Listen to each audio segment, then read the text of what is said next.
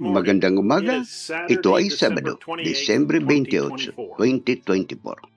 Minamahal naming mga banal na nakasuot ng puting damit. Kapag naririnig natin ang tinig ng Diyos na nagsasalita sa atin, may nangyayari sa kaibuturan ng ating kaluluwa. Ang ating buong pagkatao ay nabago at ang mundo sa ating paligid ay tila naglalaho. Paano maipahayag ng isang tao kung ano ang nagaganap sa ating puso, isipan at kaluluwa?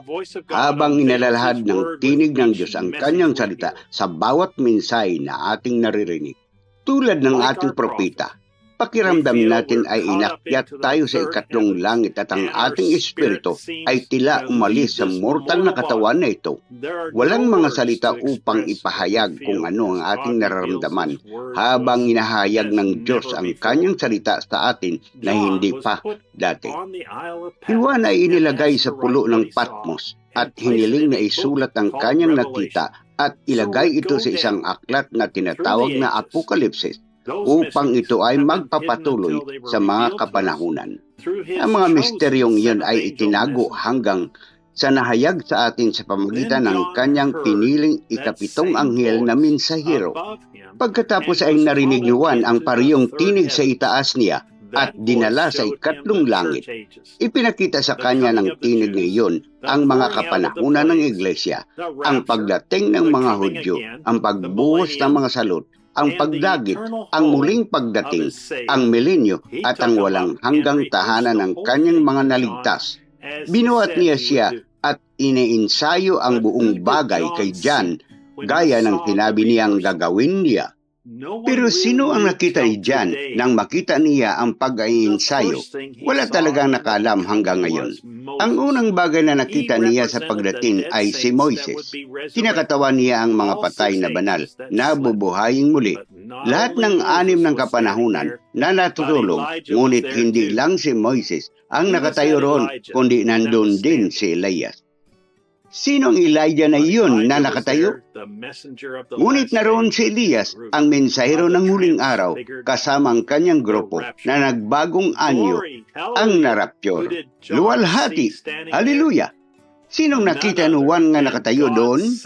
Walang iba kundi ang ikapitong anghel na mensahero ng Diyos, si William Marion Branham, kasama ang kanyang nagbagong anyo, raptured na pangkat, bawat isa sa atin. Kinakatawan ni Elijah ang isinalin na grupo. Tandaan, si Moises ang una at pagkatapos ay si Elijah. Si Elijah ang magiging mensahero ng huling araw na kasama niya at ng kanyang grupo ay darating ang muling pagkabuhay. Darating ang buena, darating ang rapture.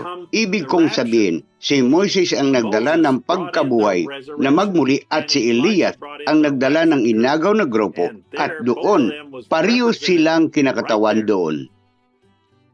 Pag-usapan ang tungkol sa paglalahad, pagbubunyag at paghahayag. Ito na sa atin ito ng tama ngayon. Ang banal na Espiritu, si Jesus Kristo, ang siya ring kahapon ngayon at magpakailanman. Ito ay nangaral sa iyo. Ito ay nagtuturo sa iyo. Ito ay nagsisikap na makuha ka upang makita kung ano ang tama at mali. Ang banal na Espiritu mismo ang nagsasalita sa pamagitan ng mga labi ng tao.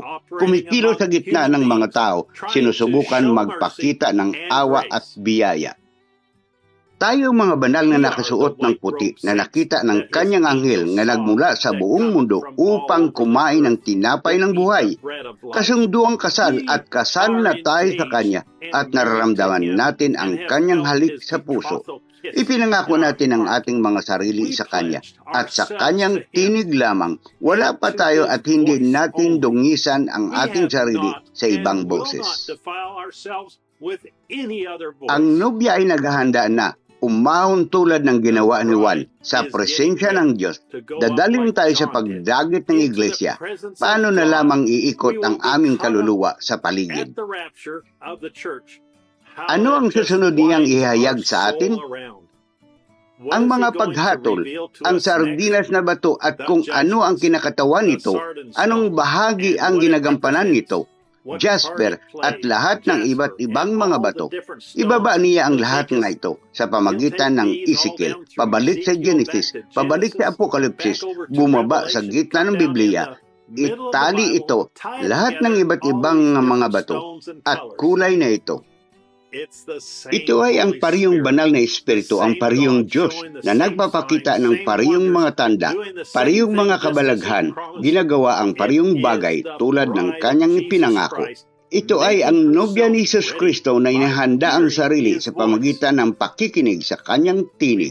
Inaanyayahan ka naming sumama sa amin sa pagpasok namin sa mga makalangit na lugar sa alas 12 ng tanghali, oras ng Jeffersonville, upang marinig si Elijah, ang mensahero ng Diyos hanggang sa huling kapanahunan na magbunyag ng mga misteryo na nakatago sa buong kapanahunan. Brother Joseph Branham.